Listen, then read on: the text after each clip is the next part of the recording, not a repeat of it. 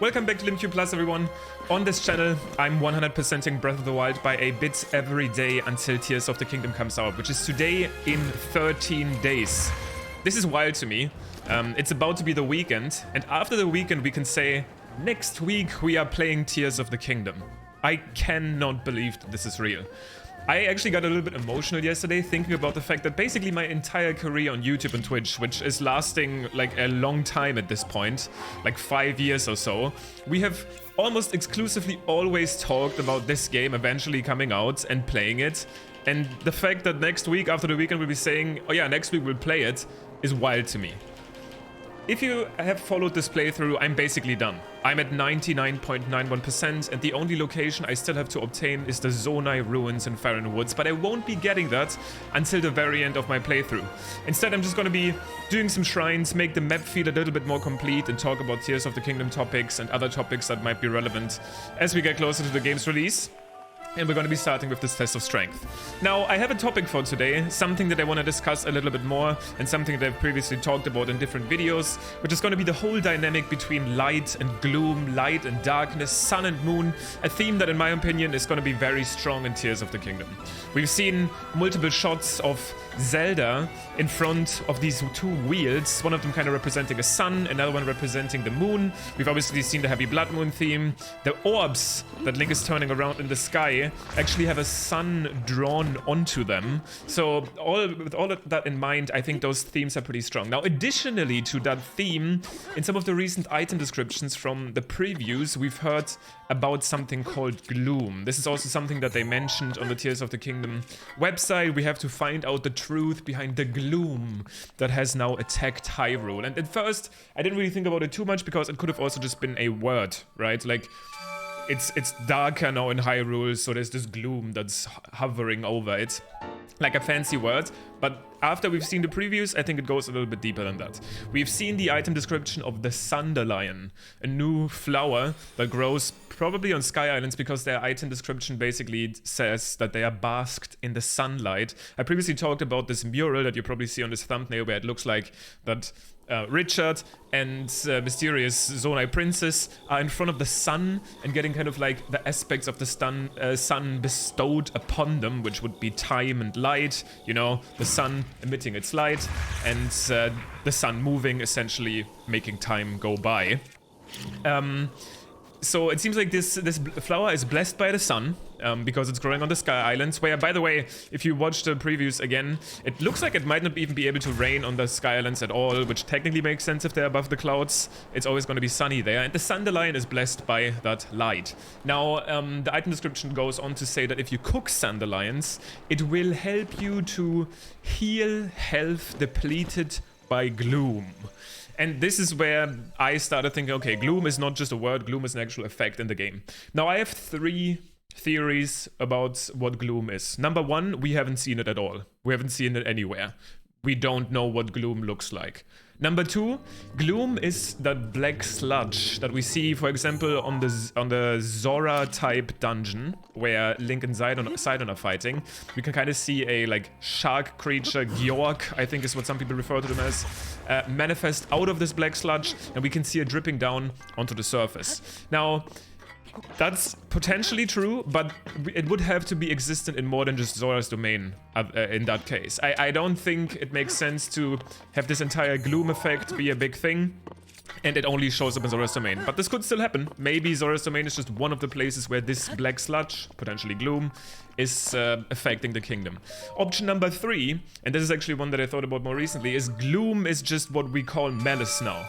I have yet to see the game or the website call what we always call malice.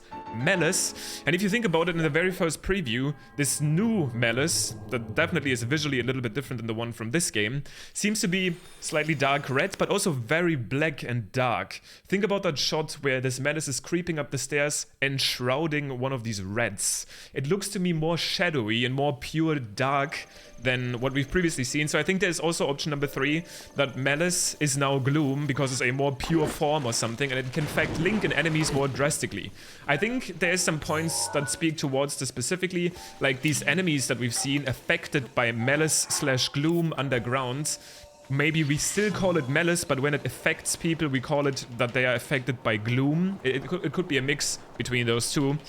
But it seems to be there's like malice or gloom enemies, and I think those enemies in particular will be able to apply the gloom debuff to Link. Now, I explained yesterday how I imagine this debuff. I'm kind of thinking of it as you lose health and gloom is affecting your hearts, so the hearts that you've lost through gloom you cannot restore until you heal the gloom with items like the Sunderline and probably other items in the game that are blessed or basked in sunlight. So we can tell there's a new kind of like elemental duality in the game. We have ice and fire in this game, where ice arrows can one-shot fire enemies, fire arrows can one-shot ice enemies. I believe that light arrows, which are either going to be the arrows fused with a dazzle fruit or potentially diamonds, will be able to take out these malice or gloom enemies quite strongly. So we're going to have that dynamic that at least light will be very strong against gloom. I don't know how else gloom is going to manifest in the game world. We discussed the towers a little bit more yesterday, which we now presume can shoot Link up into the sky. There's still the potential for them to also take you underground, even though that's not confirmed. And it might not end up being the case. But one thing we know for sure, these towers have lights built around them. And it could be a simple mechanic that, okay, when we have those lights on, the tower hasn't been activated yet. It's definitely not tied to the time of day, which is interesting because we've seen lights be on during daytime. But what I think is interesting is it could just be as simple as, yo, Link, there's a tower here, right? But they didn't really need to do that because towers in Breath of the Wild also didn't have like extra spotlights around them, and they were relatively easy to see because they were emitting this like orange light. And the towers still do that. Like, we have still seen these towers glow up orange when they're not activated and blue when they're activated. So I feel like they need another reason for these big spotlights around the towers. And this is where light being strong against gloom could potentially be interesting again. I looked around the Sky Islands, and sometimes you see these big towers in the sky that don't seem to have an entrance, but they just have a giant lotus lamp on top of them. This could go all the way back to the origin of Ganondorf and the maybe first appearance of the gloom in the world. Okay, I have to charge my controller. I should think about that before I go live later. Maybe this has always been a measure that was taken to deal with this gloom, and maybe this is why the monster camp that's close to the tower isn't able to take the tower over completely, because they use these lights for protection. Now, the lights were off in the most recent Tears of the Kingdom trailer, so it might literally just be, hey Link, look, there's a tower here, you should go there. But then again, we've also seen towers in the game, like the one I think it's not that mountain, Mount Nehru, that we've seen visible in some shots and not visible in others. This could mean that the towers come from underground. This could mean that the towers have to be built at first. This could mean many things, but I think the light theme is one that we can't just ignore. It's definitely evident, in my opinion, that light will play a very strong role in Tears of the Kingdom, and there's gonna be this duality between light and dark, sun and moon, and that's gonna be something that we'll at least partially explore. Let me know what you think Gloom is. Do you think Gloom is an entirely new substance that we've never seen? I think it's no longer arguable that it has an effect in game. It's not just a word given by the item description of the Sunderline that it can cure health depleted by gloom.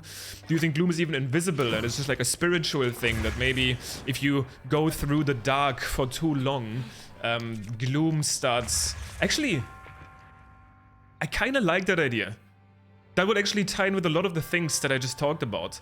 Maybe it could be as simple as you can't go through the dark for too long. The longer you go around... Wait. I actually really like that theme now that I think about it. This could make underground exploration interesting too.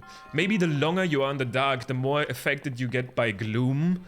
And that's why underground we need to shoot plants around that emit light. This is maybe why these spotlights in the tower can help us to be healed from the gloom, and these items can help us to be healed by the gloom. Actually, kind of like that idea. Maybe some of you will disagree, I'm sure.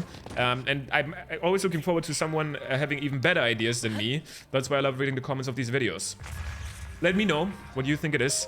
In that little spark of the moment, I thought this could be an interesting mechanic. The longer you are in the dark, the more gloom affects you, and you either have to heal it up by staying in lit up areas, going around these lotus lamps, which we've seen underground, on the surface. I actually think there's a good point there, but let me know what you think. I think gloom and the theme of gloom and light and gloom, light and darkness is a strong one in Tears of the Kingdom, and I can't believe that after the weekend we'll be playing the game next week. Thank you for watching. I hope you enjoy your weekend. Gonna be uploading again tomorrow. Enjoy the rest of your day as well. Peace.